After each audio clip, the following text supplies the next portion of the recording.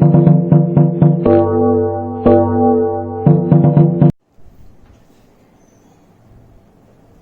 વિદ્યાર્થી મિત્રો, good morning. આપણે ધોરણ નંબર 10 ની અંદર ફિઝિક્સનું ફરીથી એક બહુ જ ઇમ્પોર્ટન્ટ ટોપિક અને તમે અત્યાર સુધી 9મા ધોરણ સુધી ન ભણ્યા એવો ટોપિક છે. નામ છે વિદ્યુત, ઇલેક્ટ્રિસિટી નામ છે, બરોબર છે. તો બહુ જ મજા આવે એવો ટોપિક છે, એટલે ધ્યાનથી સમજવું જોઈએ અને બને ત્યાં સુધી બેઝિકથી તમને સમજાવવાનો પ્રયત્ન કરીશ. સૌથી પહેલું છે વિદ્યુત. તો વિદ્યુત ઉત્પન્ન ક્યાંથી થાય છે, મતલબ કે આવે છે ક્યાંથી, કેવી રીતે ઉત્પાદન કરવામાં આવે છે, એનું વહન કેવી રીતે થાય છે, વિદ્યુતની મદદથી આપણે અલગ અલગ પાવર મેળવી શકીએ છીએ, અલગ અલગ રીતનું. તેની અલગ અલગ રીતો શીખવાના છે અત્યારે, બરોબર છે. સૌથી પહેલું શું છે તો કે વિદ્યુત ઉત્પન્ન ક્યાંથી થાય છે, તો કે થર્મલ પાવર સ્ટેશનમાં. થર્મલ પાવર સ્ટેશનમાં નામ સાંભળ્યું છે, તાપીય વિદ્યુત મથક કહીએ આપણે આને. તો એની અંદર શું થાય છે તો સૌથી પહેલા કોલસાને ગરમ કરાવવામાં આવે છે. કોલસાને ગરમ કરી અને એમાંથી પાણી ગરમ કરાવવામાં આવે છે, અને એ પાણીની જે વરાળ જે છે એ પાણીની વરાળ દ્વારા ટર્બાઇન ફેરવવામાં આવે છે. શું છે? ટર્બાઇન ફેરવવામાં આવે છે, બરોબર છે.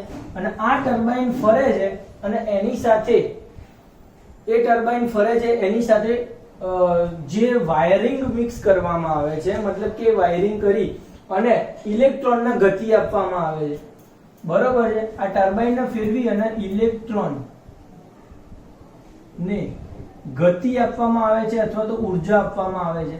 એ ટર્બાઇન ફર્યું છે એનાથી ઇલેક્ટ્રોનને ઉર્જા મળે છે અને એ ઇલેક્ટ્રોન વાયર દ્વારા આપણા ઘર સુધી પહોંચે છે અને આપણા ઘરને પ્રકાશિત કરે છે, બરોબર છે. હવે વાસ્તવમાં વિદ્યુતના સાદી રીતે ગણવા જઈએ તો બે પ્રકાર છે. વિદ્યુતના બે પ્રકાર એટલે કહ્યું તો કે એક સ્થિર વિદ્યુત બળ, સ્થિર વિદ્યુત બળ, અને બીજું છે પ્રવાહિત વિદ્યુત. સ્થિર વિદ્યુત બળ નહીં, સ્થિર વિદ્યુત અને પ્રવાહિત વિદ્યુત. પડે. સ્થિર વિદ્યુત એટલે કેવું છે તો તમે લગભગ ચર્ચા કર્યા છે આ સ્ટેટિક ઇલેક્ટ્રિક ફોર્સ વિશે. મતલબ કે તમે ધારો કે કોઈ માથામાં ફૂટપટ્ટી ઘસો છો અને પછી કોઈક કાગળને અડાડો છો તો કાગળ તમારી ફૂટપટ્ટીને ચોંટી જાય છે, બરોબર છે. અથવા તો ખુરશીની મદદથી તમે કોઈને કરંટ આપ્યો હશે સેલોની ખુરશીથી, તો વગેરે સ્થિર વિદ્યુત બળ છે. બીજું કંઈક ઉદાહરણ લઈએ તો તમારું જે બ્લેન્કેટ હોય છે એના ઉપર જોરથી હાથ ઘસવામાં આવે તો તણખો થાય છે, બરોબર છે. તો એ બધા સ્થિર વિદ્યુતના ઉદાહરણ છે કે જેના કારણે એમની પાસે કોઈ ચાર્જ ઇલેક્ટ્રોન હોય છે અને તમે એ ચાર્જ ઇલેક્ટ્રોન જે ધાબળા ઉપર રહેલા છે એને જોરથી ઘસો છો એટલે એને ઉર્જા મળે છે. એ ઇલેક્ટ્રોનની ગતિ દ્વારા એ પ્રકાશિત થાય છે, બરોબર છે. તો એ સ્થિર વિદ્યુત છે સાદી ભાષામાં. પ્રવાહિત વિદ્યુત તો આપણે આખા ચેપ્ટરમાં પ્રવાહિત વિદ્યુતની ચર્ચા કરવાના છે, બરોબર છે. પ્રવાહિત વિદ્યુતમાં અલગ અલગ વસ્તુ આવે છે, જેમ કે વિદ્યુત ભાર, વિદ્યુત પ્રવાહ, વિદ્યુત સ્થિતિમાનનો તફાવત, બરોબર છે. જે અલગ અલગ મેઇન મુદ્દાઓ છે એની ચર્ચા કરશું. તો તમને એ ખબર પડી ગઈ હશે કે વિદ્યુત કેવી રીતે ઉત્પન્ન થાય છે. તો કે કોલસાની મદદથી વરાળ ઉત્પન્ન કરવાની અને એ વરાળ દ્વારા ટર્બાઇન ફેરવવાનું, વરાળને દબાણપૂર્વક પસાર કરીને, અને ટર્બાઇન ફરે છે એટલે એ ટર્બાઇન ફરતા ઇલેક્ટ્રોન જે છે એમને ઉર્જા આપવામાં આવે છે અને એ ઇલેક્ટ્રોન ગતિ કરે છે અને વિદ્યુત ઉત્પન્ન થાય છે, એવું કહી શકાય. ખ્યાલ આવે છે? તો હવે બીજી એ ચર્ચા કરવાના છે આપણે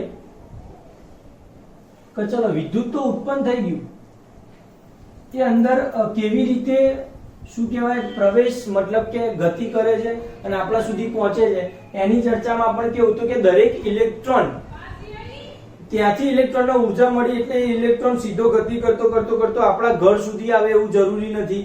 મતલબ કે વાયરિંગમાં થઈને આપણે જે વિદ્યુત મેળવીએ છીએ એમાં એવું જરૂરી નથી. કારણ કે શું છે તો કે જે ઇલેક્ટ્રોન છે એને ધારો કે ટર્બાઇન દ્વારા ગતિ મળી તો એ ઇલેક્ટ્રોન શું થાય છે, આગળના ઇલેક્ટ્રોનને ઉર્જા આપે છે, મતલબ કે વાઇબ્રેટ થાય છે અને આગળના ઇલેક્ટ્રોનને ઉર્જા મળે છે. પછી એ ઇલેક્ટ્રોન આગળના ઇલેક્ટ્રોનને ઉર્જા મળે છે. આમ ઇલેક્ટ્રોન દ્વારા ઉર્જાનું સ્થળાંતર થાય છે અને પછી એ ઉર્જા આપણને મળે છે. મતલબ કે ઇલેક્ટ્રોન એકલો જ છે કે અહીંયા સુધી આવતો નથી, ઇલેક્ટ્રોન બીજા ઇલેક્ટ્રોનને ઉર્જા આપીને આ રીતે આવે છે, જેનો અભ્યાસ તમે આગળના ધોરણમાં બહુ સારી રીતે કરવાના છો, પણ નોલેજ હોવું જોઈએ થોડું ઘણું.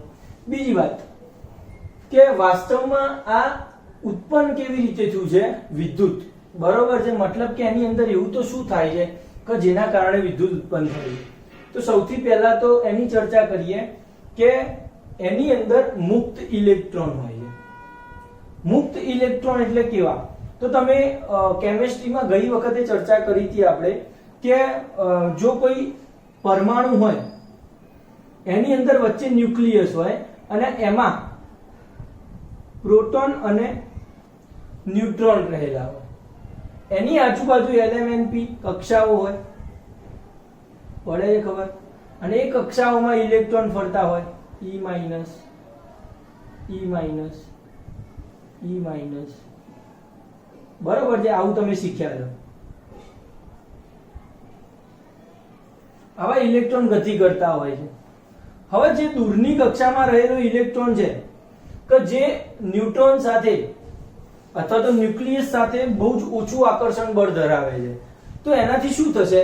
તો કે જે આ ઇલેક્ટ્રોન જે છે એ ઓછું આકર્ષણ બળ ધરાવતું હોવાથી ઘણી વખતે ધાતુના બંધારણ વખતે દૂરની કક્ષામાં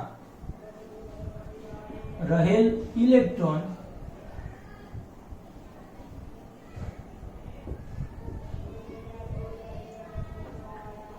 પરમાણુ માંથી છૂટો થઈ મુક્ત ગતિ કરે છે, બરોબર છે? આવા ઇલેક્ટ્રોનને મુક્ત ઇલેક્ટ્રોન કહે છે. કદાચ નવું છે, સમજવામાં થોડી તકલીફ પડશે, પણ બિલકુલ એકદમ સીધી બાબત છે. કેમિસ્ટ્રીમાં તમે જે આ પરમાણુનું બંધારણ જોયું હતું ચેપ્ટર નંબર 3 નિલ્સ બોહર જે થોમ્સન રુથરફોર્ડના પ્રયોગો કરી, બરોબર છે? તો એની અંદર જે લાસ્ટ કક્ષાઓમાં રહેલા ઇલેક્ટ્રોન છે કે જે ન્યુક્લિયસ સાથે ઓછું આકર્ષણ બળ ધરાવે છે, તો જ્યારે કોઈ ધાતુ બનાવું, કોઈ મેટલ બનાવું, જેમ કે કોપરની બનાવટ થઈ હોય, તો એ વખતે એની સંયોજકતા જે ઇલેક્ટ્રોન, મતલબ કે જે પાછળના ઇલેક્ટ્રોન જે છે, તમે એને સંયોજકતા શબ્દ વાપરીને શીખ્યા હતા, બરોબર છે? તો એ સંયોજકતા ઇલેક્ટ્રોન શું થાય છે? તો કે એ ઓછું આકર્ષણ બળ ધરાવે છે, એટલે કક્ષાઓમાંથી છૂટા પડે બંધારણ વખતે. તો જ્યારે કક્ષાઓમાંથી છૂટા પડે છે અને અસ્તવ્યસ્ત ગતિ કરવા માંડે છે મેટલની અંદર, અને એને આપણે કહીએ છીએ મુક્ત ઇલેક્ટ્રોન. અને વિદ્યુત પ્રવાહ જે છે, વિદ્યુતમાંથી જે પ્રવાહ પસાર થાય છે એ આ મુક્ત ઇલેક્ટ્રોનના આભારી છે. કેમ એવું થાય છે? તો વાસ્તવમાં સમજો કે આ હું એક કોપરનું વાયર દોર દઉં, બરોબર છે? આ શું છે? કોપરનું વાયર છે. મતલબ કે અંદરનો જે પડ છે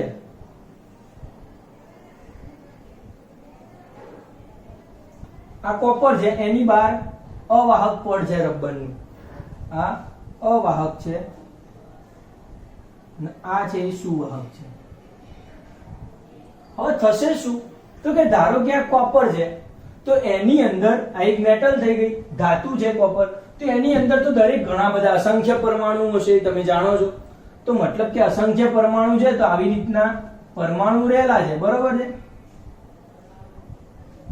ઘણા બધા હોય, હું ખાલી થોડાક દોરું છું. વાસ્તવમાં થશે શું?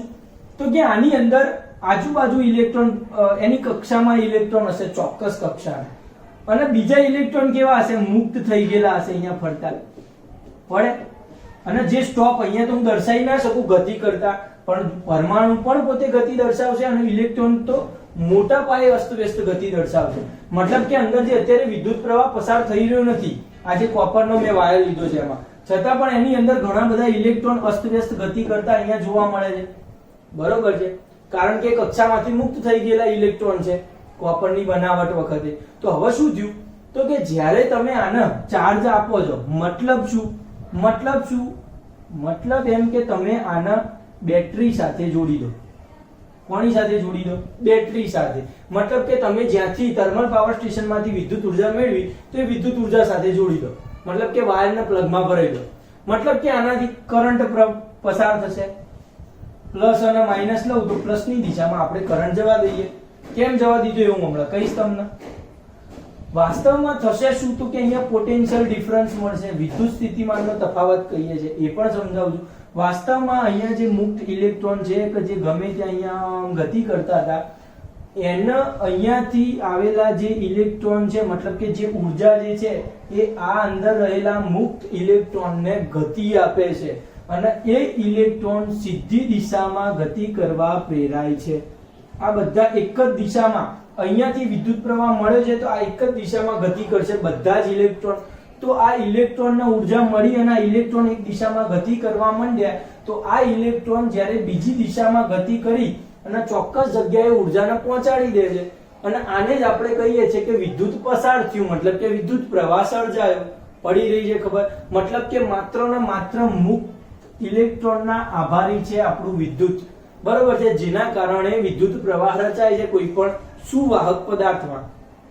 બીજી ચર્ચા, કેમ સુવાહક પદાર્થમાં જ વિદ્યુતનું વહન થાય છે, અવાહકોમાં કેમ વિદ્યુતનું વહન થતું નથી? તો કારણ માત્ર એટલું જ કે આ જે સુવાહકો છે, બરોબર છે, એ સુવાહકો કોઈ મેટલના કેવા બનેલા હોય છે કે જેની અંદર સંયોજકતા ઇલેક્ટ્રોનની સંખ્યા કેવી હોય છે, મુક્ત ઇલેક્ટ્રોનની સંખ્યા વધારે માત્રામાં હોય છે અને જેના કારણે મુક્ત ઇલેક્ટ્રોન ગતિનું ઉર્જા મળતા વહન કરાવે છે, બરોબર છે, કારણ કે સંખ્યા વધારે છે. જ્યારે અવાહક જે પડ છે એની અંદર શું થશે તો કે એની અંદર મુક્ત ઇલેક્ટ્રોન હોતા નથી. સમજી લો, કોઈ પણ વસ્તુ પરમાણુનું બનેલું હોય, પછી તમે રબર લઈ લો, પેન્સિલ લઈ લો, પ્લાસ્ટિક લઈ લો, એની અંદર પરમાણુ ફાઇનલ છે પણ એની અંદર મુક્ત ઇલેક્ટ્રોન નથી, મતલબ કે એ વસ્તુ ગતિ કરી શકશે નહીં. ખ્યાલ આવી ગયો? મતલબ કે એની અંદરથી એટલા માટે વિદ્યુત પ્રવાહ પસાર નથી થતો કે એની અંદર મુક્ત ઇલેક્ટ્રોનની સંખ્યા નહિવત છે, મતલબ કે લગભગ નથી. ખ્યાલ આવી ગયો? અને એટલા માટે અહીંયા વિદ્યુત પસાર થાય છે કોઈ મુક્ત ઇલેક્ટ્રોનના કારણે. તો બસ આટલી ચર્ચા ખાસ છે, બરોબર છે, જેના કારણે વિદ્યુત, પહેલા તો વિદ્યુત ઉત્પન્ન કેવી રીતે થયું એ સમજ્યા. વિદ્યુત ઉત્પન્ન થયા પછી કોઈ ઇલેક્ટ્રોનને વિદ્યુત મળે છે, મુક્ત ઇલેક્ટ્રોન, પછી એમાંથી વિદ્યુત પ્રવાહ પસાર થાય છે. હવે તમારા ચોપડી ઉપર આવી જઈએ. અહીંયા જેટલું પૂછાય અત્યાર સુધી જે ચલાવ્યું છે એમાંથી કશું પૂછાવાનું નથી, ખાલી સમજવા માટે હતું. હવે પૂછાવાની બધું ટોપિક ચોપડીનો હવે અહીંયા લઈશું આપણે. એનસીઈઆરટી નો સિલેબસ ચાલુ અહીંયા છે.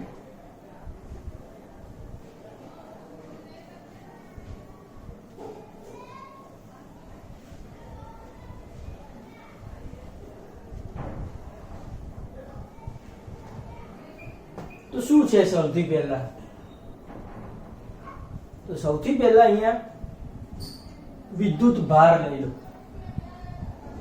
વિદ્યુત ભાર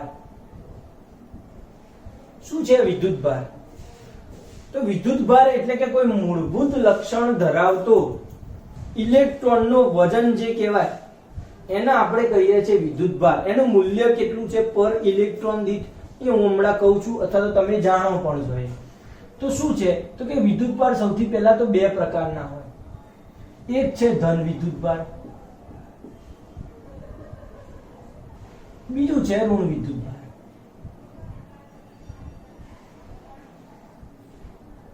ઋણ વિદ્યુત ભાર, બરોબર છે. પ્રોટોન જે છે એ ધન વિદ્યુત ભાર ધરાવે છે અને ન્યુટ્રોન જે છે, સોરી ઇલેક્ટ્રોન, એ ઋણ વિદ્યુત ભાર ધરાવે છે, બરોબર છે. અને ન્યુટ્રોન પાસે તો છે નહીં વિદ્યુત ભાર. ચલો, આ બંને આખા પરમાણુને સંતુલિત કરે છે અને જેના કારણે આખો જે પરમાણુનો એટમ જે છે એ વિદ્યુત ભારની દ્રષ્ટિએ તટસ્થ થઈ જાય છે. અને આવું આપણને કીધું હતું, આઈ થિંક જે થોમ્સને કીધું હતું કે વિદ્યુત ભારની દ્રષ્ટિએ કોઈ પણ પરમાણુ કેવો છે? તટસ્થ છે, કારણ કે પ્રોટોન ધન વિદ્યુત ભારિત છે, ઇલેક્ટ્રોન ઋણ વિદ્યુત ભારિત છે, બંનેના મૂલ્યો સરખા છે, બરોબર છે. હવે અને પાછું બંને સમાન મૂલ્યના છે, સમાન મૂલ્યના છે. સમાન મૂલ્યના એટલે કેટલું? તો કે ઇલેક્ટ્રોન જે છે એ 1.6 ગુણ્યા 10 ની -19 કુલંબ જેટલો વિદ્યુત ભાર ધરાવે છે અને પ્રોટોન જે છે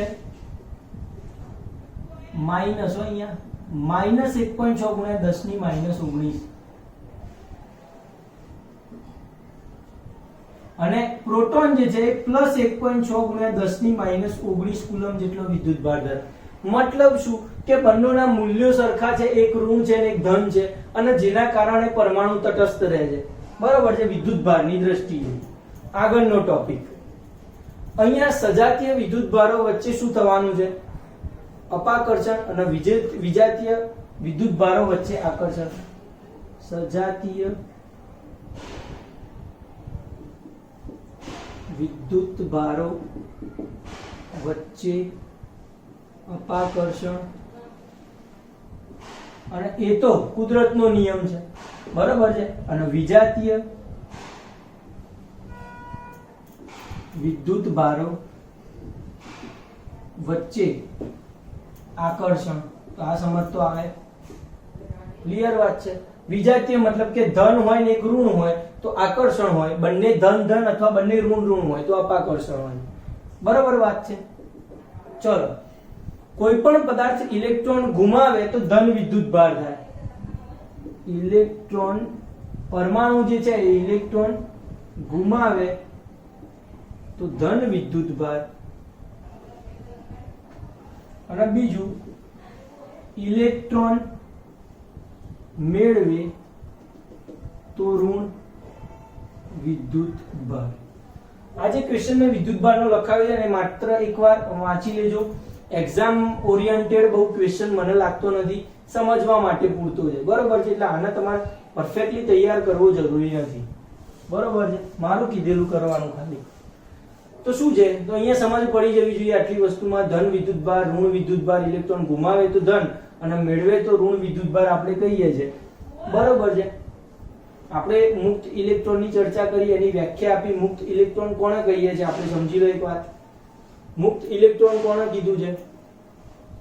તો મુક્ત ઇલેક્ટ્રોન એને કહેતા હતા કે જો કોઈ પરમાણુની અંદર છેલ્લી કક્ષામાં રહેલા ઇલેક્ટ્રોન કે જે ન્યુક્લિયસ સાથે ઓછું આકર્ષણ ધરાવે છે, એ ધાતુના બંધારણ વખતે એ ઇલેક્ટ્રોન છૂટા પડી અસ્તવ્યસ્ત ગતિ કરે છે, એને આપણે મુક્ત ઇલેક્ટ્રોન કહીએ છીએ, બરોબર છે. તો એ મુક્ત ઇલેક્ટ્રોનના કારણે વિદ્યુત પ્રવાહ રચાય છે. ક્લિયર વાત છે અહીંયા સુધી? તો બસ આટલું વિદ્યુત ભારનું અને મુક્ત ઇલેક્ટ્રોનનું નોલેજ તમારા માટે ઇનફ છે. આ વિદ્યુત ભાર જે છે અહીંયા લખીએ ખાસ ટોપિક. હવે આ એસક્યુ માં પૂછી શકે, વિદ્યુત ભાર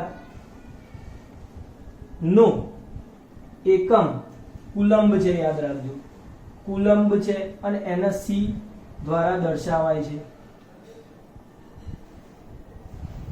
વિદ્યુત ભારનો એકમ શું છે? કુલંબ, જે અહીંયા સી કરીને જે દર્શાવ્યું હતું એ. અને ઇલેક્ટ્રોનનો વિદ્યુત ભાર છે 1.6 × 10⁻19 કુલંબ અને 1.6 × 10⁻19 કુલંબ. આ માઇનસ ના આ પ્લસ, બરોબર છે અહીંયા આગળ.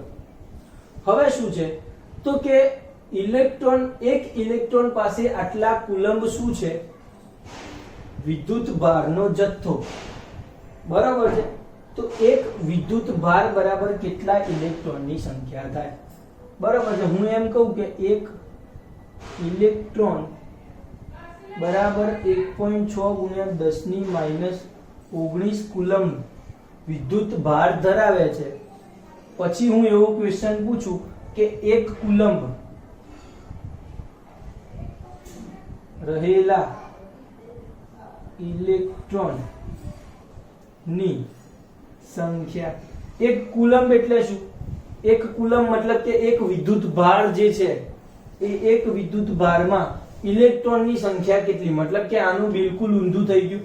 એક ઇલેક્ટ્રોન હોય તો આટલા કુલંબ, તો કેટલા કુલંબ બરાબર? અરે એક કુલંબ બરાબર કેટલા ઇલેક્ટ્રોન? તો આનું ઊંધું કર દો. શું લખીશું? તો કે 1.6 × 10⁻19 કુલંબ માટે એક ઇલેક્ટ્રોન છે. તો એક કુલંબ માટે કેટલા ઇલેક્ટ્રોનની સંખ્યા હોય? મેં પેલાને ઊંધું કરીને લખ્યું છે, પછી એક કુલંબ માટે કેટલા ઇલેક્ટ્રોન, બરોબર છે. તો ઇલેક્ટ્રોન ગણ્યા 1 × 1 ભાગ્યા 1.6 × 10⁻19. આનો આન્સર શું આવે? તો સમજો આ 10⁻19 ઘાતના ઉપર લઈ લઉં તો 1/1.6 × 10⁻+19 થઈ જાય, ઘાત ઉપર જતી રહી. મતલબ કે એક ઘાત આના આપી દઉં, મતલબ કે 10/6 આવું લખાય, 10/1.6 × 10⁻19. એનો મતલબ કે આનો આન્સર આવશે એક્ઝેક્ટલી 6 × 10⁻18. અહીંયા 18 આવે. એક 10 અહીંયા આપી દીધું એટલે અહીંયા 18 થઈ ગયા. અહીંયા 10 આપ્યો, 10/1.6 એટલે એવરેજ 6.25 × 10⁻18 આવશે.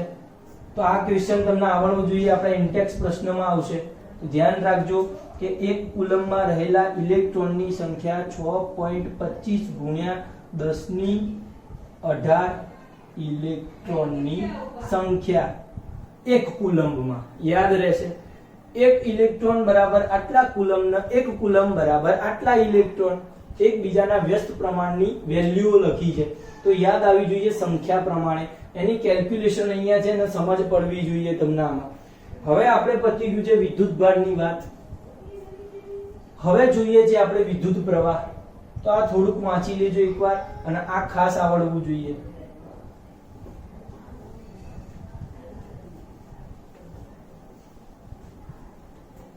એકદમ મજા આવે એવું ઇન્ટરેસ્ટિંગ અને એકદમ સહેલું ચેપ્ટર છે.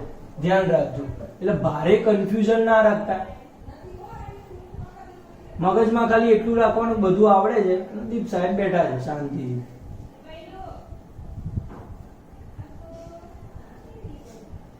ચલો હવે અહીંયા આવ્યો છે ટોપિક વિદ્યુત પ્રવાહ. પહેલા તો વિદ્યુત પ્રવાહ પહેલા કંઈક થોડુંક રહી જાય. રૈવાજિક વિદ્યુત ભાર.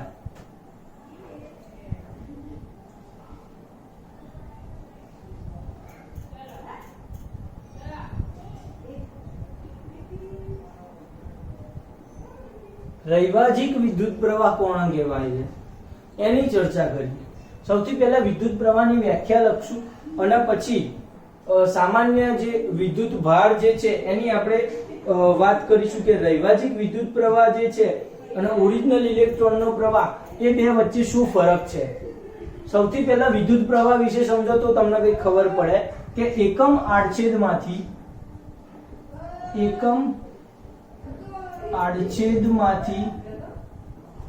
પસાર થતા વિદ્યુત ભાર ના કુલ જથ્થાને વિદ્યુત પ્રવાહ કહે છે. વ્યાખ્યા નંબર 1, એકમ આડછેદમાંથી પસાર થતા વિદ્યુત ભારના કુલ જથ્થાને વિદ્યુત પ્રવાહ કહે છે. બીજું છે વિદ્યુત પરિપથની વ્યાખ્યા. વિદ્યુત પરિપથ કોને કહેવાય તો કે વિદ્યુત પ્રવાહના સતત અને બંધ માર્ગને. વિદ્યુત પ્રવાહના સતત અને બંધ માર્ગને વિદ્યુત પરિપથ કહે છે. બરાબર છે. વિદ્યુત પ્રવાહના સતત અને બંધ માર્ગને આપણે શું કહીશું?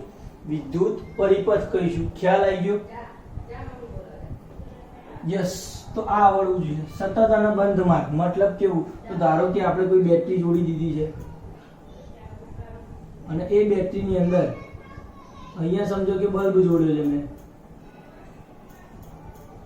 અને અહીંયા સમજો કે સ્વિચ જોડી છે. યસ, એસી. તો આ છે ખુલ્લો પરિપથ કહેવાય, કારણ કે સતત અને બંધ નથી. પણ જો અહીંયા સ્વિચ દબાઈ દઉં તો આ ભેગું થઈ જાય અને ભેગું થઈ જાય એટલે પરિપથ આખો તૈયાર થઈ જાય અને બલ્બ પ્રકાશિત થાય. તો આપણે આને પરિપથ કહીશું. વિદ્યુત પ્રવાહના સતત અને બંધ માર્ગને વિદ્યુત પરિપથ કહીએ. બરાબર વાત છે. બીજો ટોપિક શું છે તો કે અહીંયા રૈવાજિક વિદ્યુત પ્રવાહ શું છે એની ચર્ચા કરીએ. તો કે પહેલાના જમાનામાં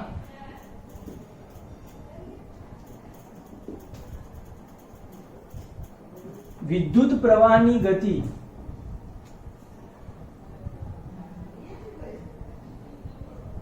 ધન વિદ્યુત ભાર ના કારણે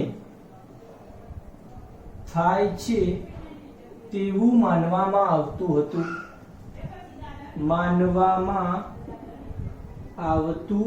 હતું. કારણ કે એ વખતે ઇલેક્ટ્રોનની શોધ થઈ ન હતી. મતલબ કે જે થોમ્સનની પહેલાની વાત છે. જે થોમ્સનના પહેલાની વાત છે. એ જમાનામાં વિદ્યુત પ્રવાહ આવતો તો ખરી, ખબર પડી ગઈ કે વિદ્યુત પ્રવાહ શું છે, પણ એ વિદ્યુત પ્રવાહ જે ઉત્પન્ન થાય છે એ આપણે જે મુક્ત ઇલેક્ટ્રોન વિશે ચર્ચા કરી એના વિશે તો ખબર જ નથી. ઇલેક્ટ્રોનની વખતે શોધ નથી થઈ, તો એ લોકો શું સમજતા હતા કે ધન વિદ્યુતભાર એટલે કે પરમાણુમાં રહેલો પ્રોટોન, તો એ ધન વિદ્યુતભારના કારણે વિદ્યુત પ્રવાહ પસાર થાય છે, અથવા વિદ્યુત પ્રવાહની ગતિ ધન વિદ્યુત ભારના કારણે થાય છે એવું માનતા હતા. પણ ઇલેક્ટ્રોનની શોધ પછી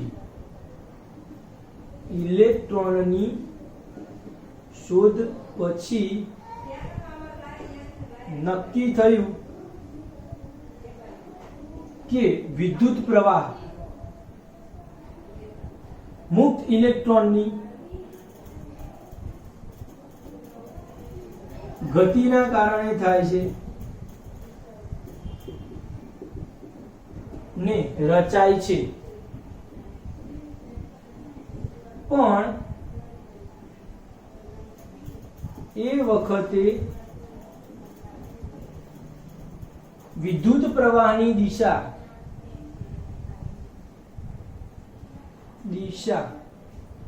ધન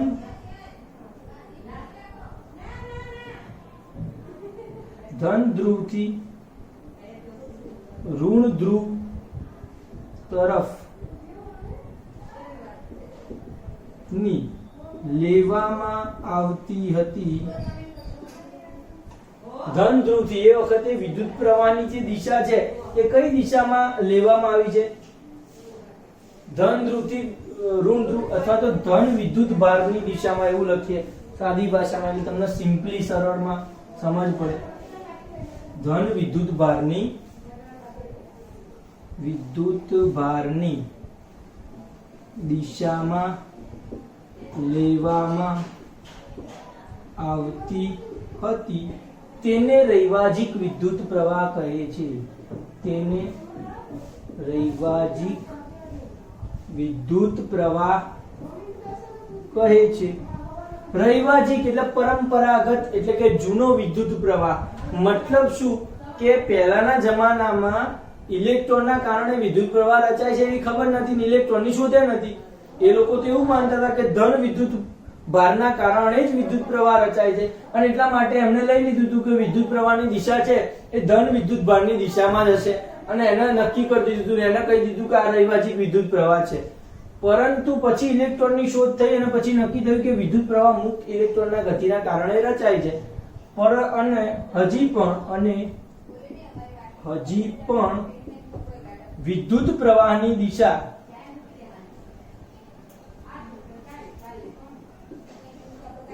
ઇલેક્ટ્રોનની ગતિની વિરુદ્ધ દિશામાં,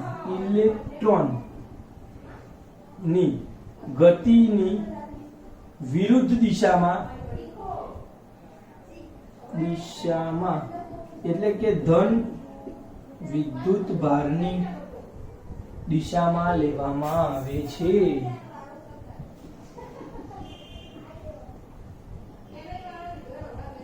ખ્યાલ આવી ગયો? એટલે પહેલાના જમાનામાં જે નક્કી થઈ ગયું હતું ને એ જ પ્રમાણે આ લોકોએ નક્કી કરી દીધું કે પછી હવે લેવાનો તો ધન વિદ્યુત ભારની દિશા જ, મતલબ કે ધનથી ઋણ તરફ જ ગતિ કરાવવાની. મતલબ એમ કે ધારો કે હું કોઈ બેટરી દોર દઉં,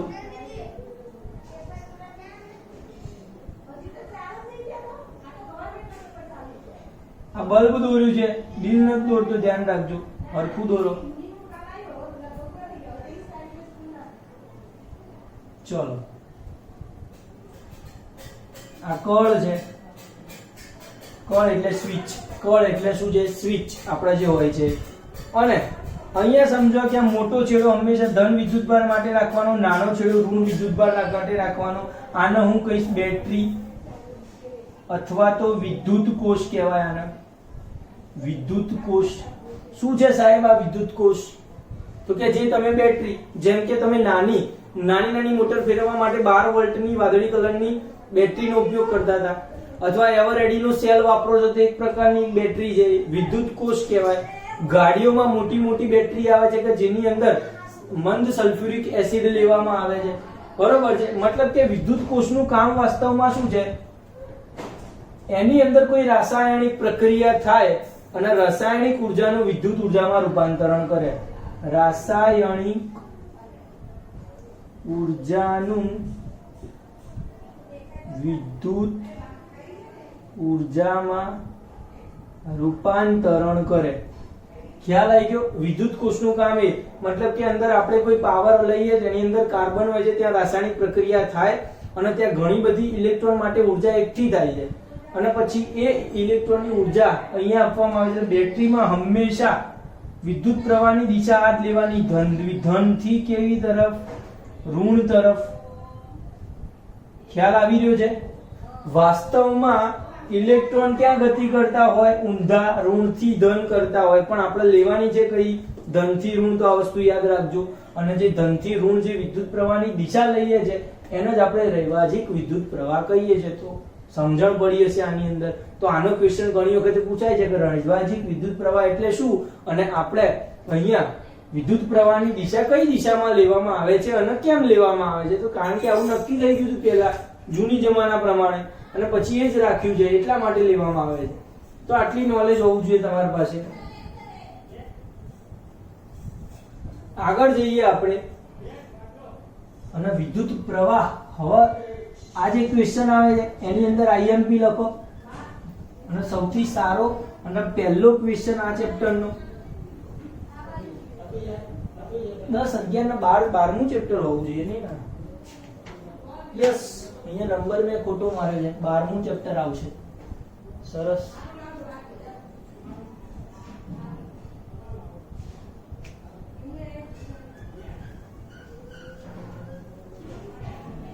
ચલો, હવે આવે છે વિદ્યુત પ્રવાહ. શું છે વિદ્યુત પ્રવાહ? તો હમણાં પહેલી વ્યાખ્યા જોઈ હતી એના જેવી જ છે, સમજી લેજો. વિદ્યુત પ્રવાહ અને ઇમ્પોર્ટન્ટ ટોપિક છે. વિદ્યુત પ્રવાહ એટલે શું? તો મેં હમણાં કીધું એમ પ્રમાણે ફરીથી એકવાર લખું કે એકમ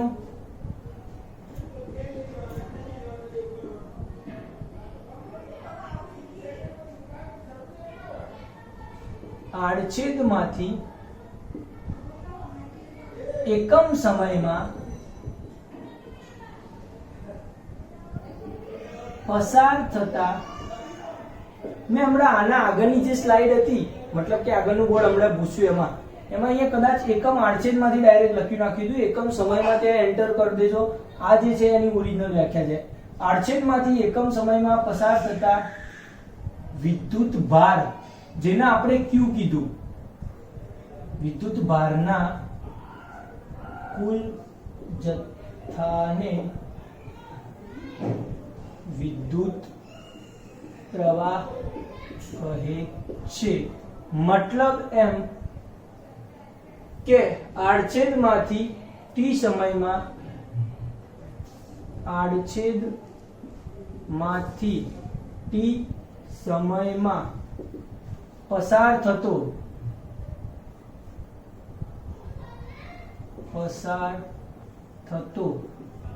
વિદ્યુત ભારનો, વિદ્યુત ભાર Q ના કુલ જથ્થાને વિદ્યુત પ્રવાહ I કહે છે. શું કહેવાય છે? I કહે. એનો મતલબ કે વિદ્યુત પ્રવાહના આપણે I દર્શાવીશું સમયના t અને વિદ્યુત ભારના કુલ જથ્થાના Q તરીકે દર્શાવીશું. બરોબર વાત છે. મતલબ એક કે હવે જેના એન્દ્રે મેરી એમ્પિયર ના માનમાં તેનું એકમ એમ્પિયર રાખવામાં આવ્યો છે. શું નામ છે? એન્દ્રે મેરી એમ્પિયર. AENDRA. પણ આપણા પ્રોનાઉન્સિએશન અલગ અલગ કરશે. આપણી એનસીઆરટી પ્રમાણેનું પ્રોનાઉન્સિએશન આ છે, એન્દ્રે મેરી એમ્પિયર. બરોબર છે? એટલે આપણે આ જ લખીશું. માનમાં એનું એકમ એમ્પિયર રાખવામાં આવે છે. ખ્યાલ આવી ગયો? મતલબ એમ કે હું એક એમ્પિયર ની વ્યાખ્યા લખું. ધ્યાન રાખજો, વોટ ઇઝ ધ એક એમ્પિયર? મતલબ કે આડછેદમાંથી 1 સેકન્ડમાં પસાર થતો વિદ્યુત ભારનો કુલ જથ્થો 1 કુલંબ હોય, 1 કુલંબ હોય તો તેમાંથી 1 એમ્પિયર, એમ્પિયરને આપણે એ કહીશું, 1 એમ્પિયર જેટલો વિદ્યુત પ્રવાહ પસાર થાય છે. બરોબર છે. અલગ અલગ રીતે 3 વ્યાખ્યાઓ મેં લખી છે, તમારે આવું રિપીટ જ કરવાનું છે, પણ આ વ્યાખ્યા ખાસ પૂછાય છે. 1 એમ્પિયર એટલે શું? બ્લુ કલરમાં જે લખી છે કે એકમ આડછેદમાંથી 1 સેકન્ડમાં પસાર થતા વિદ્યુત ભારના કુલ જથ્થો 1 કુલંબ હોય તો તેમાંથી 1 એમ્પિયર જેટલો વિદ્યુત પ્રવાહ પસાર થાય છે. મતલબ કે આને યાદ કેવી રીતે રાખવાનું છે? તો બધું તમારે એક જ વસ્તુમાં યાદ રાખવાનું છે.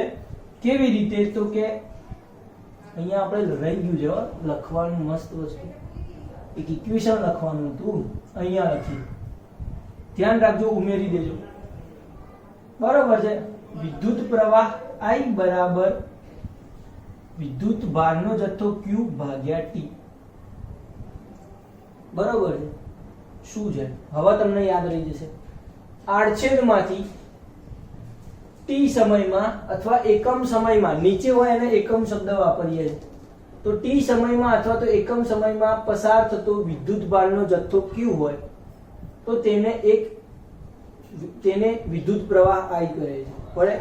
એકમ સમયમાં પસાર થતો વિદ્યુત ભારનો જથ્થો Q, એને વિદ્યુત પ્રવાહ I કહેવાનો. તો આના ઉપરથી તમને બધું લખતા આવડી જશે. બરોબર વાત છે. જો આડછેદમાંથી પસાર થતો, ધારો કે 1 એમ્પિયર ને લખવું હોય તો કેવી રીતે લખાય? કે 1 એમ્પિયર બરાબર 1 કુલંબ ભાગ્યા 1 સેકન્ડ. બરોબર છે. 1 સેકન્ડમાંથી પસાર થતો વિદ્યુત ભારનો કુલ જથ્થો 1 કુલંબ હોય તો તેમાંથી 1 એમ્પિયર જેટલો વિદ્યુત પ્રવાહ પસાર થાય છે, એવું કહી દઈએ. બરોબર. મતલબ એમ કે સમયનો, મતલબ કે વિદ્યુત ભારનો SI એકમ જે છે કુલંબ થઈ ગયો. વિદ્યુત ભારનો SI એકમ કુલંબ, સમયનો SI એકમ સેકન્ડ છે, તમને ખબર છે, અને વિદ્યુત પ્રવાહનો SI એકમ છે એમ્પિયર. તો યાદ રાખીને લખી નાખજો આ. બરોબર છે.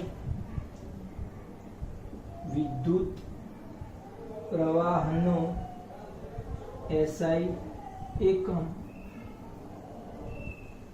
એમ્પિયર એ છે, પૂછાય તો. બરોબર છે. બીજો ટોપિક, વિદ્યુત પ્રવાહને માપવા માટે એમ્પિયર મીટરનો ઉપયોગ કરવામાં આવે છે. મીટરનો ઉપયોગ કરવામાં આવે છે. બરોબર છે. વિદ્યુત પ્રવાહને માપવા માટે એમ્પિયર મીટરનો ઉપયોગ કરવામાં આવે છે, અને એમ્પિયર મીટરને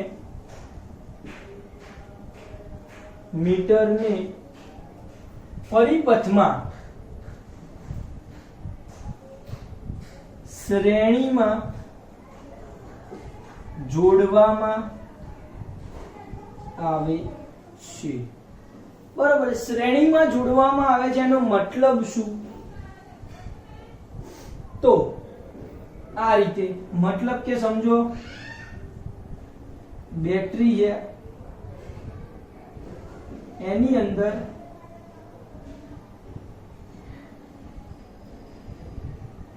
આ સમજો બલ્બ છે,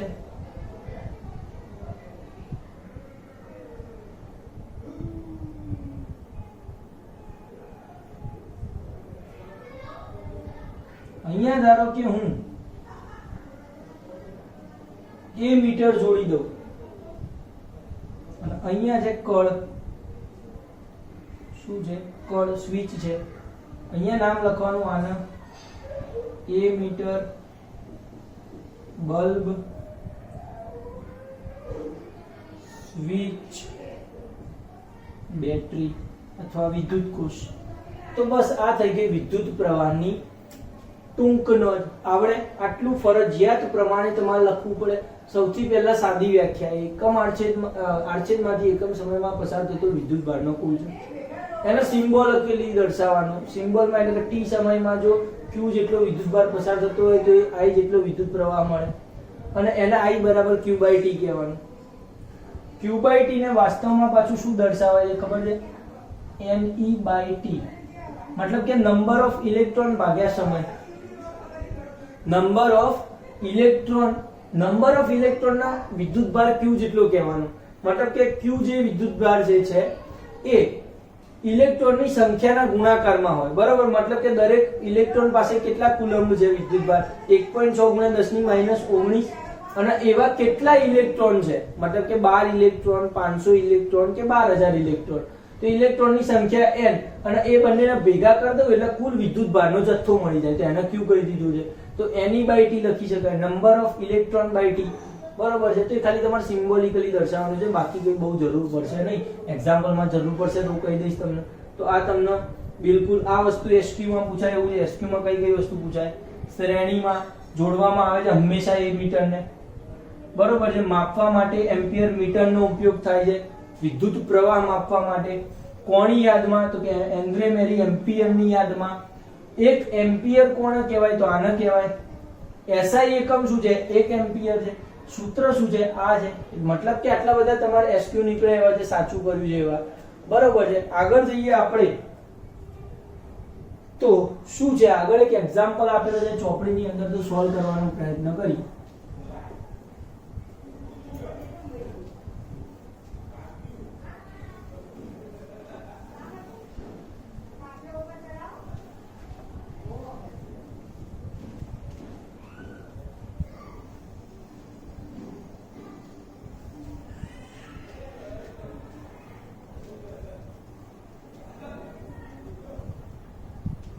ચલો શું છે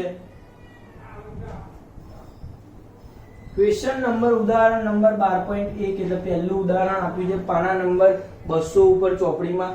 વિદ્યુત બલ્બના ફિલામેન્ટમાંથી વિદ્યુત પ્રવાહ 0.5 એમ્પિયર વહી રહ્યો છે.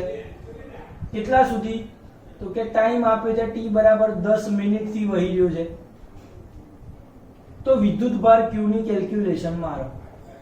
ચલ ચાલુ કરતો હેડો. I t અને q નું રિલેશન આપણને અત્યાર સુધી એક જ જોયું. કયું છે? I બરાબર q/t, વિદ્યુત ભારનો જથ્થો ભાગ્યા સમય. આ આપણે જોયું વિદ્યુત પ્રવાહનો. તો આના ઉપરથી શું કહી શકીએ? તો q શોધવાનું છે. q બરાબર it લખાય, બરોબર છે? it એટલે I એટલે 0.5 એમ્પિયર અને ટેમ્પરેચર ટાઈમ t આપ્યો છે 10 મિનિટ. વાસ્તવમાં સમયનો SI એકમ આનો એમ્પિયર સાચો છે, પણ આનો મિનિટ નથી, સેકન્ડ થાય. સેકન્ડમાં ફેરવો એટલે ગુણ્યા 60 કરવા પડે, વધી જાય. ગુણ્યા 60 કરો એટલે 600 સેકન્ડ આવશે. ટાઈમ શું આવે? 600 સેકન્ડ, કારણ કે મિનિટનું સેકન્ડમાં ફેરવ્યું ગુણ્યા 60 કરે. તો મતલબ કે અહીંયા ગુણ્યા 600 સેકન્ડ આયા. તો આ બંનેનો ગુણાકાર કરો તો એક 2 મીંડા આમાં ઉમેરાઈ જાય તો 50 થઈ જાય, અને ગુણ્યા 6 તો 300 એકમ કુલમ્બ છે. તો 300 કુલમ્બ જેટલો વિદ્યુત ભાર જે છે એ આપણને મળશે આ એક્ઝામ્પલ ની અંદર. આવડે? વિદ્યુત ભાર 300 કુલમ્બ જેટલો મળ્યો છે. પાછળ ઇન્ટેક્સ પ્રશ્નો કંઈક આપે છે, જુઓ નીચે. વિદ્યુત પરિપથનો અર્થ શું? તો વિદ્યુત પ્રવાહના સતત અને બંધ માર્ગને વિદ્યુત પરિપથ કહીએ છીએ. વિદ્યુત પ્રવાહના એકમને વ્યાખ્યાયિત કરો. મતલબ કે મેં હમણાં બ્લુ અક્ષરમાં 1 એમ્પિયર ની વ્યાખ્યા લખી હતી, એ લખવાની છે વિદ્યુત પ્રવાહના એકમની વ્યાખ્યા. તો તમે એ લખી નાખજો. ત્રીજો ક્વેશ્ચન છે 1 કુલમ્બ વિદ્યુત ભારની રચના કરતા ઇલેક્ટ્રોનની સંખ્યા ગણો. તો ઇલેક્ટ્રોનની સંખ્યા કેટલી આવી હતી 1 કુલમ્બમાં? 6.25 × 1018. તો એ મેં જ્યારે વિદ્યુત ભાર ચલાવ્યું હતું અને નીચે કેલ્ક્યુલેશન કરીને લખ્યું હતું. ઇલેક્ટ્રોનની સંખ્યા પૂછી હોય તો આટલી લખવાની, 6.25 × 1018. અને ઇલેક્ટ્રોનની અંદર કેટલો વિદ્યુત ભાર રહેલો હોય છે? વિદ્યુત ભાર તો શું લખવાનું? -1.6 ગુણ્યા 10 ની -19 કુલમ જેટલો વિદ્યુતભાર એક ઇલેક્ટ્રોનમાં રહેલો હોય. અને અહીંયા ઇલેક્ટ્રોનની સંખ્યા કેટલી? તો કે આટલી. તો બે ક્વેશ્ચનમાં ફરક છે. સંખ્યા ઇલેક્ટ્રોનની અલગ છે અને ઇલેક્ટ્રોનનો વિદ્યુતભાર અલગ છે. એના પછી આપણે આવીએ જે વિદ્યુત સ્થિતિમાનનો તફાવત ચાલુ કરીએ.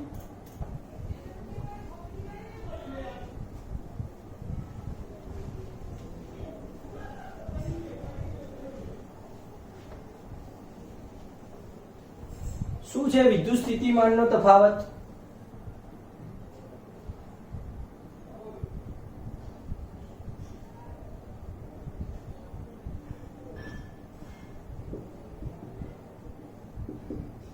યસ, શબ્દ સમજતા વર્ષો વીતી જાય છે, પણ આપણે એટલો બધો વાર નહીં થવા દઈએ.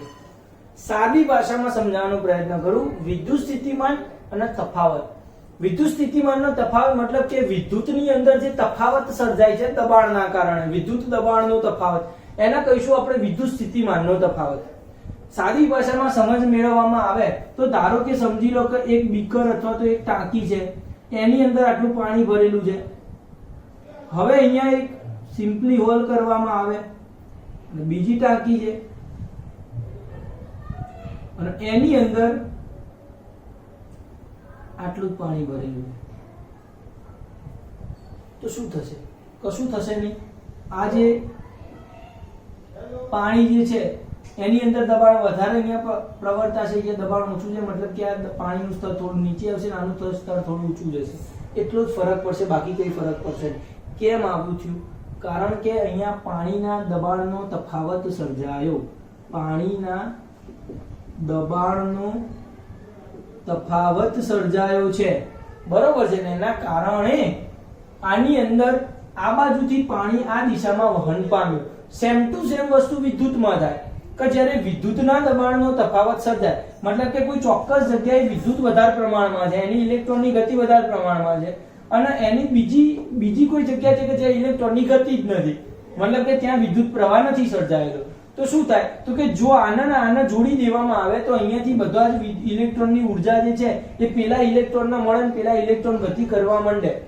તો એ જે તફાવત કહીએ છીએ કે આ ઇલેક્ટ્રોન જે છે એ ત્યાં કેમ ગયા? કારણ કે ત્યાં વિદ્યુત પ્રવાહ નતો ને અહીંયા હતો એટલા માટે, તો ત્યાં દબાણ સર્જાયું. એના આપણે કહીશું વિદ્યુત સ્થિતિમાનનો તફાવત. ઇંગ્લિશમાં કહેવાય છે પોટેન્શિયલ ડિફરન્સ, બરોબર છે? ઇલેક્ટ્રિસિટીનો પોટેન્શિયલ ડિફરન્સ છે, પીડી કહેવાય છે. ચલો, એટલે તમને ખબર પડી છે વિદ્યુત સ્થિતિમાનનો તફાવત કેમ સર્જાય છે, બરોબર વાત છે? ના ખબર પડી હોય તો વધુ તમે તમારી બુકમાં વાંચી શકો છો. બિલકુલ સિમ્પલી સમજાયું કે જેમ પાણીનો તફાવત સર્જાય એમ વિદ્યુતનો, મતલબ કે આવું દોરીને સમજાવું.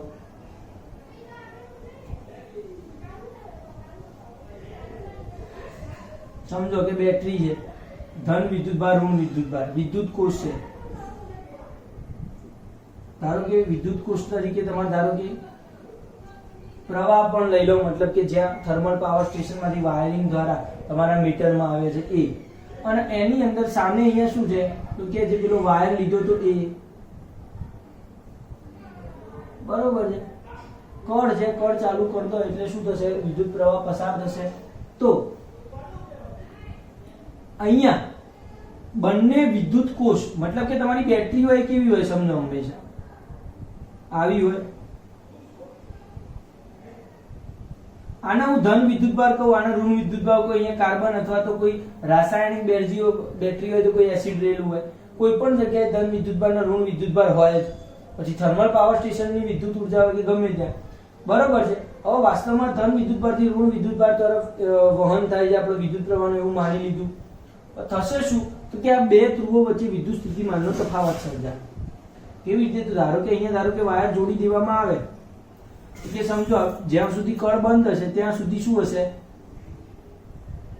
ખુલ્લી હશે કળ, ત્યાં સુધી અહીંયા વિદ્યુત છે નહીં, અને અહીંયા વિદ્યુત છે, મતલબ કે જેવું કળ બંધ કરવામાં આવે એટલે પ્રવાહ નક્કી થઈ જાય. તો અહીંયા વિદ્યુત છે જ નહીં અને અહીંયા વિદ્યુત છે, એટલે વિદ્યુત સ્થિતિમાનનો તફાવત સર્જાય. અહીંયા વધારમાંથી ઓછા તરફ ગતિ કરશે વિદ્યુત, અને એને આપણે વિદ્યુત સ્થિતિમાનનો તફાવત કીધેલો છે. સાદી ભાષા છે એકદમ. તો શું છે વિદ્યુત સ્થિતિમાનનો તફાવત? એની વ્યાખ્યા જોઈએ. તેની વ્યાખ્યા છે કંઈક આવી. કે એકમ ધન વિદ્યુત ભારને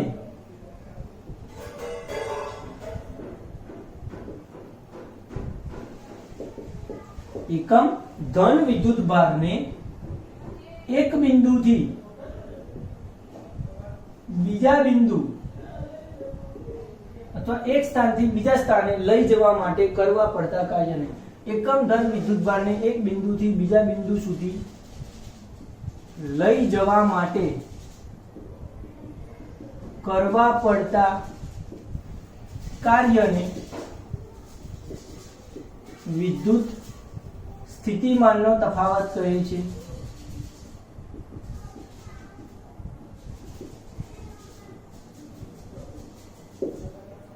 પડી રહી છે ખબર? એકમ ધન વિદ્યુત ભારને એક બિંદુથી બીજા બિંદુ સુધી લઈ જવા માટે કરવા પડતા કાર્યને વિદ્યુત સ્થિતિમાનનો તફાવત કહેવામાં આવે છે. મતલબ કે વિદ્યુત સ્થિતિમાનના તફાવતને હું V વડે દર્શાવું. શના વડે? V વડે.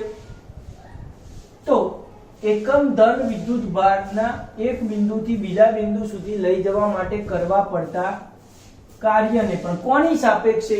તો ધન વિદ્યુત ભારના એકમ ધન વિદ્યુત ભારની સાપેક્ષે એટલે W ભાગ્યા Q. મતલબ કે સાદી ભાષામાં વિદ્યુત સ્થિતિમાનનો તફાવત બરાબર ઉપર છે કાર્ય અને નીચે છે વિદ્યુત ભાર. ખબર પડી ગઈ?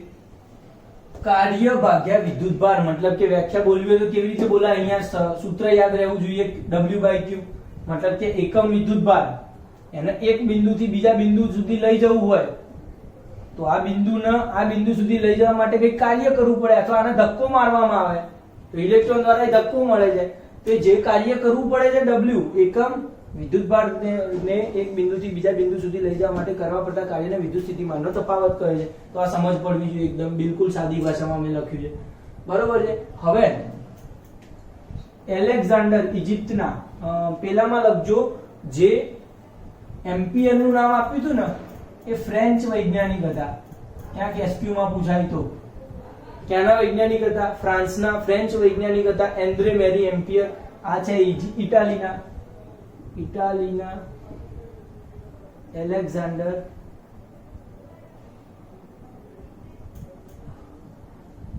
વોલ્ટા ની યાદમાં વિદ્યુત સ્થિતિમાનના તફાવતનો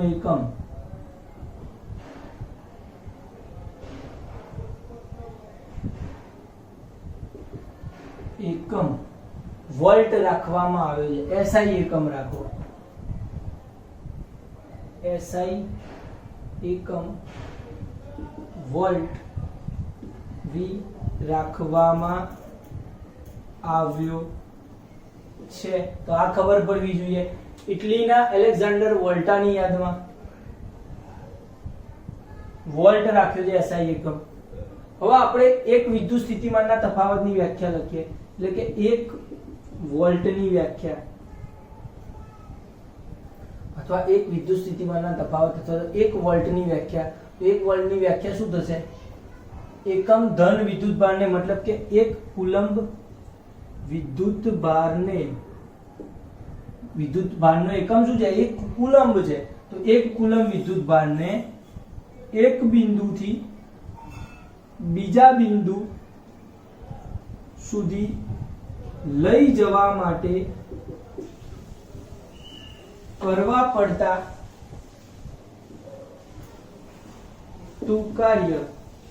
કરવું પડતું કાર્ય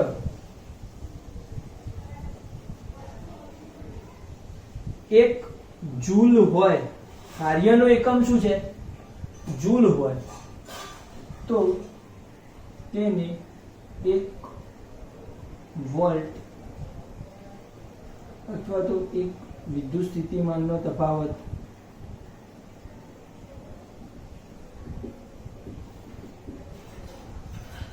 કહે છે. સાદી ભાષામાં શું છે? તો સાદી ભાષામાં આ વિદ્યુત સ્થિતિમાનના એકમની વ્યાખ્યા છે. પૂછાય છે તો કેવી રીતે પૂછાશે? વિદ્યુત સ્થિતિમાનના તફાવતના એકમની વ્યાખ્યા, તો 1 વોલ્ટની વ્યાખ્યા આવી છે, બરાબર. મતલબ કે 1 વોલ્ટ અથવા તો 1 કુલમ, 1 વોલ્ટ બરાબર 1 જૂલ ભાગ્યા 1 કુલમ. તો એનો વાસ્તવમાં આપણે રાખ્યો છે શું, એસઆઈ એકમ આનો વોલ્ટ રાખવામાં આવ્યો છે, બરોબર. પણ સાદી ભાષામાં 1 વોલ્ટ બરાબર કેટલું થશે આશરે, 1 વોલ્ટ બરાબર 1 જૂલ પર કુલમ, 1 વોલ્ટ બરાબર 1 જૂલ પર કુલમ આવવું જોઈએ. બીજું, વિદ્યુત સ્થિતિમાનના તફાવતને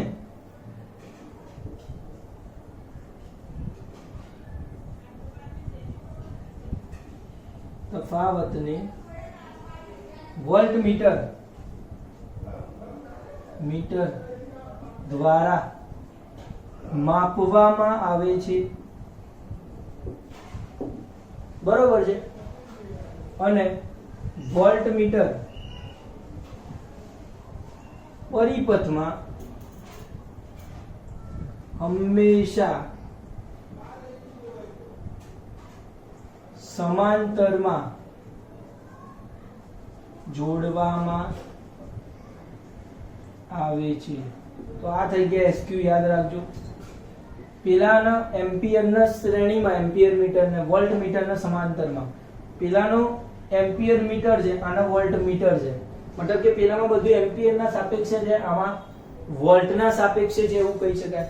બીજી ભાષામાં અહીંયા જો તમારે વધારે લખવું હોય તો કેવું લખી શકાય, વિચાર લો. તો કે અહીંયા હું વધારાનું એટલું લખી શકું કે જે આપણે કુલમનો જે તફાવત લખ્યો છે ને એને આટલું લખી શકું. જે વચ્ચે તમારે લાઈન ઉમેરવી હોય તો ઉમેરી શકો. કે ધારો કે એ બિંદુએ વિદ્યુત સ્થિતિમાનનો તફાવત, એ બિંદુએ વિદ્યુત સ્થિતિમાનનો તફાવત બરાબર VA હોય. શું હોય? વિદ્યુત સ્થિતિમાનનો તફાવત VA.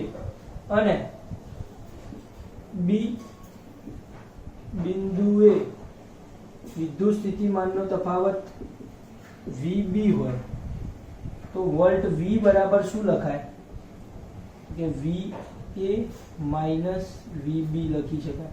વિદ્યુત સ્થિતિમાનનો તફાવત બે બિંદુઓ વચ્ચેનો. ખ્યાલ આવી ગયો? વોલ્ટ V બરાબર VA માઇનસ VB. એક્સ્ટ્રામાં આવું વચ્ચે ક્યાંક લખી નાખજો, મતલબ કે આના પછી લખજો એલેક્ઝાન્ડર વોલ્ટાની યાદ પછી VA માઇનસ VB, બરોબર છે. તો આ થઈ ગયું વિદ્યુત સ્થિતિમાનનો તફાવત. એને સમાંતરમાં કેવી રીતે જોડવામાં આવે છે, મતલબ કે સમજો તમારી પાસે આ રીતની કોઈ બેટરી હોય,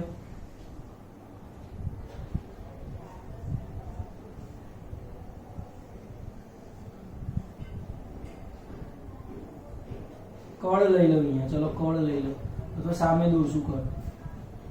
અહીંયા સમજો બલ્બ હતો,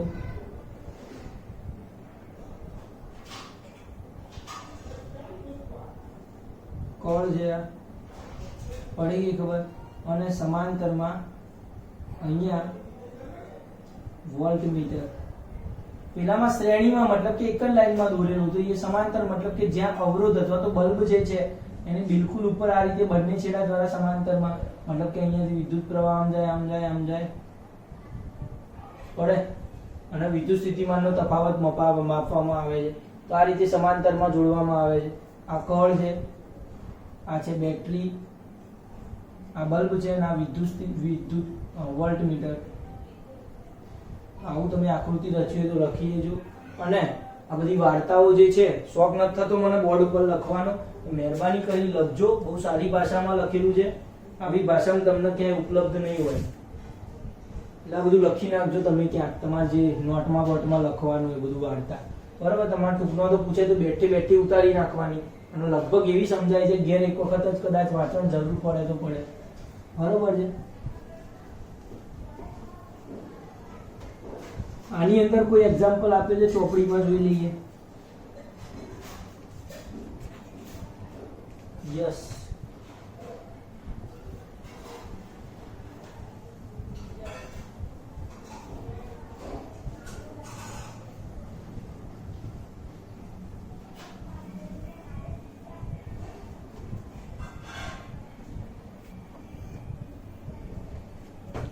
પાના નંબર 202 12 વોલ્ટના વિદ્યુત સ્થિતિમાનનો તફાવત V બરાબર 12 વોલ્ટ. 12 વોલ્ટ.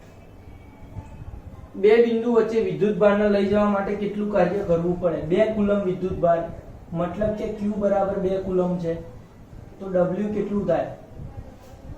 સૂત્ર ખબર છે તમને? શું છે? વોલ્ટ V બરાબર W બાય Q. તો લખાય કેવી રીતે? W બરાબર VQ. Volt V 12 volt, Q 2 coulomb, બંને પોતાના એકમોમાં જ છે, તો 12 દુ 24 જૂલ જેટલી ઉર્જા મળે. મતલબ કે કેટલી ઉર્જા આને જરૂર પડશે? 24 જૂલ જેટલી ઉર્જા જરૂર પડશે. ખ્યાલ આવે છે? એની નીચે ઇન્ટેક્સ પ્રશ્નો છે. આ તો બીજા નંબરનો એક્ઝામ્પલ અને બીજું છે પહેલું ક્વેશ્ચન નંબર. બ્લુ કલરના પ્રશ્ન આપે છે. વાહકના બે છેડા વચ્ચે વિદ્યુત સ્થિતિમાનનો તફાવત વાહકના બે છેડા વચ્ચે વિદ્યુત સ્થિતિમાનનો તફાવત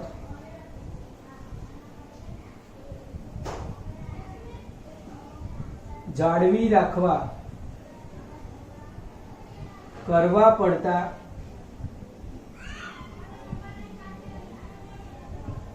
મદદ કરતા ઉપકરણને ખાલી જગ્યા કહે છે. ચલો, શું કહેવાય? વાહકના બે છેડા જે છે એની વિદ્યુત સ્થિતિમાનનો તફાવત જાળવી રાખવા મદદ કરતા ઉપકરણને વિદ્યુત પરિપથ કહે છે. શું કહેવાય? ખ્યાલ આવશે બધાને? વિદ્યુત પરિપથ કહી શકાય એને, સોરી વિદ્યુત કોષ કહી શકાય. શું કહી શકાય? વિદ્યુત કોષ. કેમ આમ જાય? મતલબ કે સમજાવું. વાહકના બે છેડા વચ્ચે વિદ્યુત સ્થિતિમાનનો તફાવત મતલબ કે જે બેટરી જે છે એના દ્વારા આપણને વિદ્યુત ઉર્જા મળે છે. મતલબ કે અહીંયા 0 છે વિદ્યુત અને અહીંયા વિદ્યુત વધારે છે, તો વધારથી ઓછા તરફ ગતિ કરશે. મતલબ કે વિદ્યુત સ્થિતિમાનનો તફાવત કોણ જાળવી રાખે છે? બેટરી જાળવી રાખે છે. એની મદદથી વિદ્યુત મળે છે આપણને. તો વિદ્યુત સ્થિતિમાનનો તફાવત જળવાઈ રહે તો જ વિદ્યુત પ્રવાહ પસાર થાય. મતલબ કે અહીંયા ઓછો ને અહીંયા વધારે એવું રહે તો જ વિદ્યુત પ્રવાહ પસાર થવાનો છે. મતલબ કે વિદ્યુત સ્થિતિમાનનો તફાવત ત્યાં તો જળવાઈ જ રહેવો જોઈએ. તો એમાં મદદ કોણ કરે છે? વિદ્યુત કોષ મદદ કરે છે, મતલબ કે બેટરી. તો તમને એની વ્યાખ્યા કદાચ પૂછાઈ જાય તો એ તમને આવડવી જોઈએ. વિદ્યુત કોષ કોને કહેવાય? તો કે વિદ્યુત સ્થિતિમાનનો તફાવત જાળવી રાખવા માટે ઉપયોગી ઉપકરણને શું કહીશું આપણે? વિદ્યુત કોષ કહીશું. એના પછીનો ક્વેશ્ચન શું છે જુઓ. બે બિંદુઓ વચ્ચેના વિદ્યુત સ્થિતિમાનનો તફાવત 1 વોલ્ટ છે, એનો અર્થ શું થાય? તો એ અર્થ તમને મેં લખી દીધો છે. 1 વોલ્ટની વ્યાખ્યા લખાઈ હમણાં, એ લખવાની છે તમારે. 6 વોલ્ટની બેટરી, ત્રીજો ક્વેશ્ચન, 6 વોલ્ટની બેટરી તેમાંથી પસાર થતા વિદ્યુત કુલમ ને કેટલી ઉર્જા આપે? મતલબ એમ વિદ્યુત સ્થિતિમાનનો તફાવત 6 વોલ્ટ, Q છે 1 કુલમ, W બરાબર VQ. આના જેવું 6 ગુણ્યા 1, 6 એકા 6 જૂલ જેટલી ઉર્જા આપે. અહીંયા એકમ મહત્વનો છે. 6 જૂલ જેટલી ઉર્જા આપે છે. બરોબર છે? 1 કુલમ જેટલા વિદ્યુત ભારના પ્રવાહ પસાર કરવા માટે કેટલી ઉર્જા જોઈએ? 6 કુલમ જોઈએ. તો આટલું રાખીએ છીએ. આજે વિદ્યુત સ્થિતિમાન સુધી પહોંચાયું. આવતા લેક્ચરમાં આપણે ઓહ્મનો નિયમ ભણશું. બરોબર છે?